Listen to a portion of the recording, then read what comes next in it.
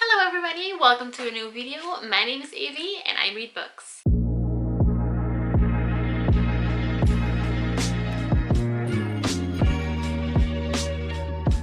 And today I got for you guys my March TBR.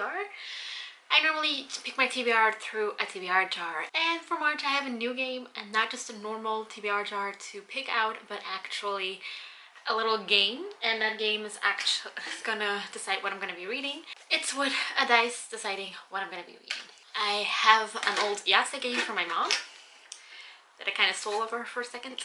The reason why I borrowed that game is actually because this has like multiple dice, but with this explosion sign, except of a 6, so it's letters 1 to 5 and then the explosion. I made flashcards with numbers 1 to 5 and an explosion. So the numbers 1 are paperback, hardback, a new author, more book related stuff like children's book genre. And number 2 is going to be Kobo plus pick, fire on the cover, so it's more cover and specific, like big book. Then I have number 3. Number 3 are actually books that I'm planning on reading, but they're continuations in a series. So for example, I got City of Ashes by Cassandra Clare in here. I got Defy Me by Tahara Mafi. Probably gonna rewrite those cards because I accidentally put a 6 on it, although there is no number 6. So that's a thing that I still need to fix, but for this round at least I am just using these cards. Then number 4 are genre related, so I have graphic novel, standalone, thriller. Number 5 is author related and like best and worst, sort of like new author but also most anticipated. What else do we got in here? Favorite author, most recent purchase. And then the last one is this confetti one, and this confetti one is for the explosion. I'm bad at drawing, so that's why I didn't draw an explosion on it. These are my most anticipated TBR books and my least anticipated TBR books. So some of the books I probably would love to read, some of them I'm still interested in, but I just never really picked them up yet, like after a year or longer.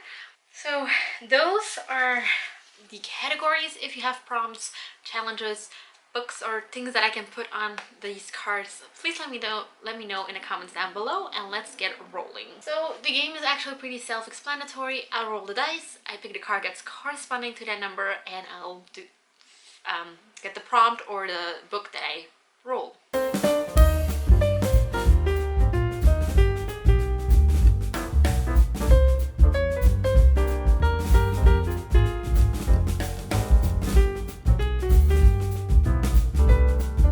First roll was A Good Girl's Guide to Murder by Holly Jackson, and that's this gorgeous book. It's one of my most anticipated books, so I'm so lucky that I had the explosion onto one of my most anticipated books. It's also a first in the series, so I hope to not roll too many firsts in the series because I do have a lot of them.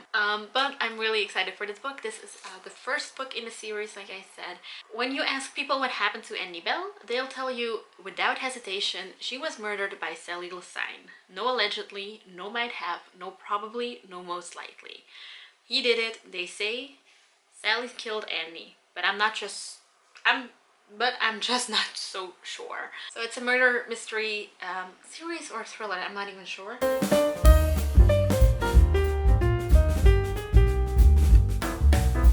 Then my second roll was on roll number 1, and that was a physical book.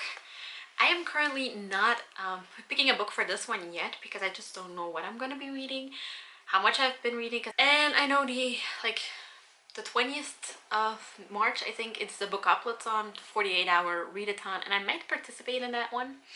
So I might just keep this prompt for one of the books for that, those prompts.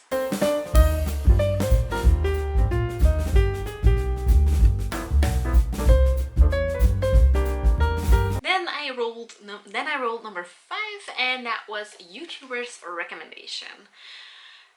Most of my physical TBR shelf are containing YouTuber recommendations, fall recommendations, so it was really easy to pick one. I picked one that I'm pretty sure was not in my most anticipated explosion pile. Stalking Jack the Ripper by Carrie Maniscalco. I've started this already. I am enjoying it. I'm not really sure what I'm thinking about it yet. It takes place in 1888, I think, so around the Jack the Ripper murders. He murdered women in cold blood. He terrorized an entire city. He taunted those of us who hunted him down. But despite all these horrors, in the end, I could not deny it. I was a girl who loved the Ripper.